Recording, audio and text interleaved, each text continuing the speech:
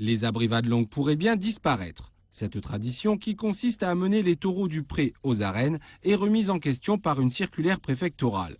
Adressée au maire gardois, cette dernière stipule qu'ils doivent disposer d'un système de barrières permettant de protéger les spectateurs sur tous les parcours empruntés par les animaux, taureaux et chevaux.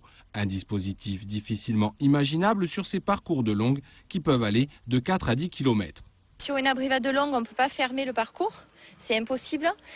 Si on fait une petite rétrospective, il y a une vingtaine d'années en arrière, les parcours n'étaient pas fermés, il n'y avait pas d'accident. Le peu d'accidents qu'il y avait, c'était des connaisseurs. Donc je demande à tous les maires et à tous les manadiers de bien prendre conscience de ça et de ne pas se laisser intimider par cette circulaire. Si la circulaire date de 2010, son renvoi a aujourd'hui un autre impact sur les municipalités. Cette année, 2 élus du Grau-du-Roi ont été condamnés à 3 mois de prison avec sursis et 90 000 € d'amende pour homicide involontaire après la mort accidentelle d'un homme de 77 ans lors d'une abrivade. Une décision de justice qui fait aujourd'hui réfléchir, voire reculer certains maires comme à la Calmette et Dions. On a pris la décision de ne plus faire les longues, justement pour éviter les problèmes. Parce que la gendarmerie nous a bien dit qu'on était les seuls, les maires responsables en cas d'accident.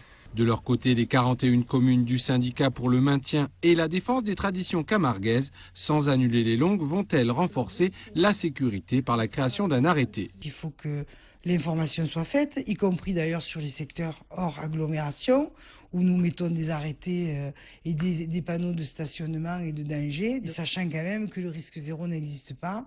Je pense qu'il n'est pas possible qu'on nous demande l'impossible. Mais les maires ne sont pas les seuls à avoir la pression, les manadiers aussi. Ce week-end, lors d'une échappée à la fête de la Rouvière, la manade de Vaud a dû payer une amende de 35 € pour divagation d'animal sauvage sur la voie publique, une première.